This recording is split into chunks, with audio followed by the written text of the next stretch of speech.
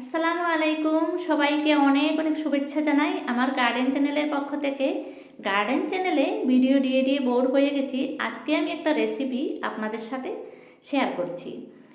আজকের রেসিপিটা হচ্ছে চিকেন রোস্ট। চিকেনগুলোকে প্রথমে আমি ম্যারিনেট করে নিয়েছিলাম। এই যে দেখুন, পেঁয়াজ আমি এক বাটি নিয়েছি আর ভাজা চিকেনগুলো নিয়েছি। আরম্ভ করে দিলাম রেসিপিটা। আমি চিকেনগুলোকে 2 ঘন্টা আগে ম্যারিনেট করে রেখেছিলাম আদা, রসুন আর একটু লেবুর রস দিয়ে। প্রত্যেক দিনই তো ভিডিও দিয়ে থাকি গার্ডেনের। আজকে একটু অন্যরকম ভিডিও আপনাদের সাথে শেয়ার করছি। কেমন লাগছে জানাবেন আমাকে। প্রথমে আমি রিফাইন তেল দিয়ে, তারপরে তেলটা গরম করে 2 টুকরো তেজপাতা, 2টা এলাচি, 1 টুকরো দারচিনি দিয়ে তারপরে কেটে রাখা পেঁয়াজগুলো দিয়ে দিলাম। রোস্টে পেঁয়াজের পরিমাণটা একটু বেশি লাগে। 1 বাটি মাংসতে আমি 1 বাটি পেঁয়াজ দিয়েছি। পেঁয়াজগুলো খুব মিহি করে কেটে নিয়েছি। তারপরে পেঁয়াজগুলো ভেজে নিচ্ছি খুব ভালো করে।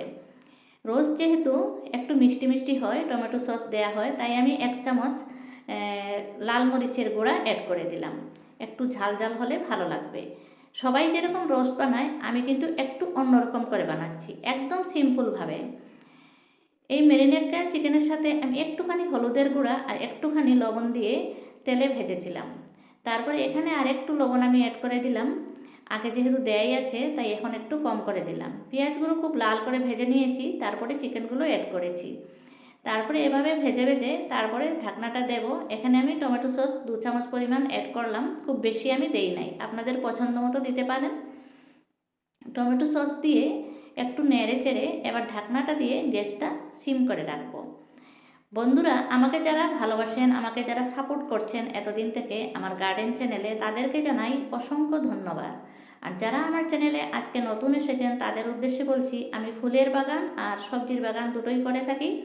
আপনারাও যদি গাছ করে ভালোবাসেন, বাগান করে ভালোবাসেন, অবশ্যই অবশ্যই আমার চ্যানেলটা সাবস্ক্রাইব করে আমার সাথে থাকবেন।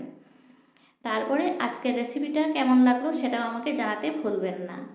আপনাদের ভালোবাসা পেয়ে আমি খুবই খুশি। অনেক সুন্দর সুন্দর কমেন্ট আপনারা করেন। তারপরে আমি এদিকে পোলাওটাও উঠিয়ে দিয়েছি। পোলাওয়ের একটা সিক্রেট কথা হলো, পোলাওয়ের যদি ব্রাউন কালার আনতে চান তাহলে পেঁয়াজগুলো কিন্তু খুব বেশি করে ভাজতে হবে।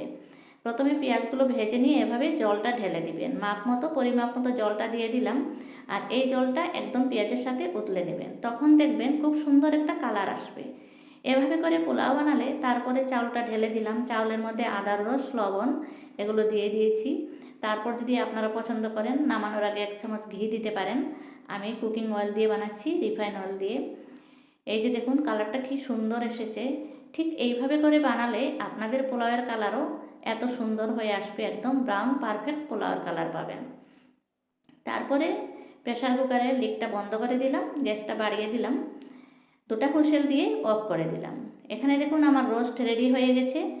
আর পোলাওটাও দেখিয়ে দিচ্ছি একটু, দেখুন কত সুন্দর কালার এসেছে, একদম পারফেক্ট পোলাওর কালার, ব্রাউন কালার হয়েছে। এভাবে করেই আপনারা বানাতে পারেন। আমার ভিডিওটা পছন্দ হলে একটা লাইক দেবেন। আর আজকের যদি চ্যানেলে নতুন নতুন এসেছেন তাহলে অবশ্যই অবশ্যই আমাকে সাপোর্ট করবেন। সবাই ভালো থাকুন, সুস্থ থাকুন।